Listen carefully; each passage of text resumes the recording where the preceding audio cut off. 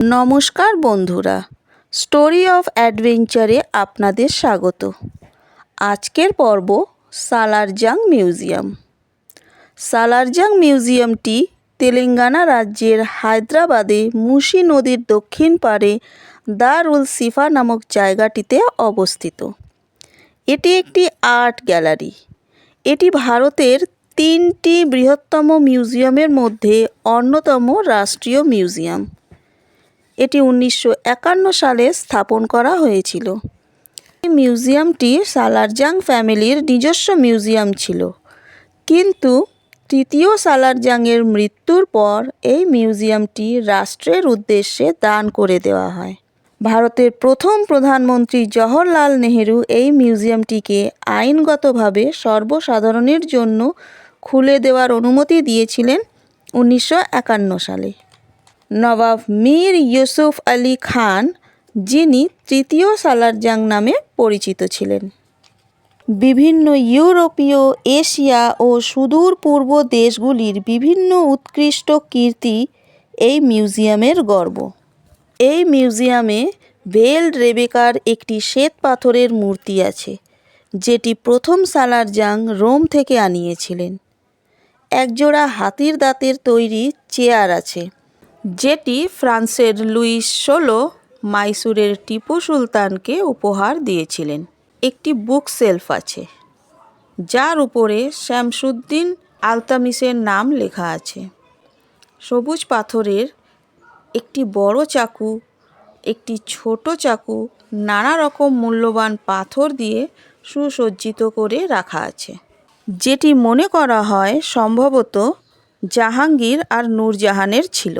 মিউজিয়ামের পর্যটকদের সবচেয়ে বেশি আকর্ষণীয় জায়গাটি হলো ঘড়িঘর, যেখানে France, England, Switzerland, Germany, Holland বিভিন্ন দেশ থেকে আনা অত্যাধুনিক ঘড়ির সংকলন সংরক্ষণ করা আছে। তবে অন্যতম হলো সঙ্গীত ঘড়ি, যার শব্দ শোনার জন্য শয়ে শয়ে পর্যটকদের ভিড় জমে থাকে।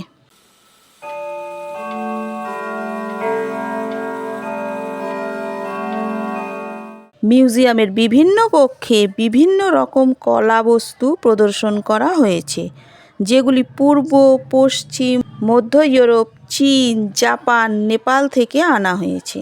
সালারজাং মিউজিয়ামের ভিজিটিং আওয়ার সকাল 10টা থেকে বিকেল 5টা পর্যন্ত, আর টিকিট মূল্য বড়দের 50 টাকা, ছোটদের 20 টাকা।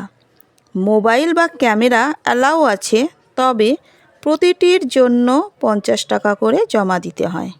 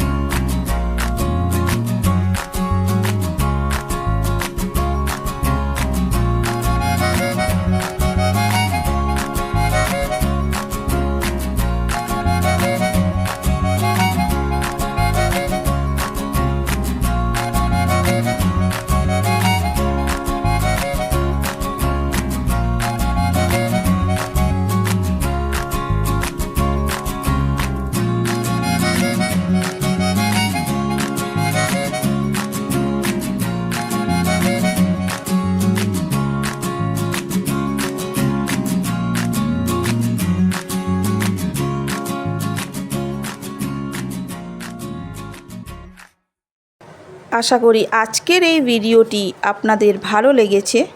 যদি ভালো লেগে থাকে তবে একটি লাইক করে দেবেন।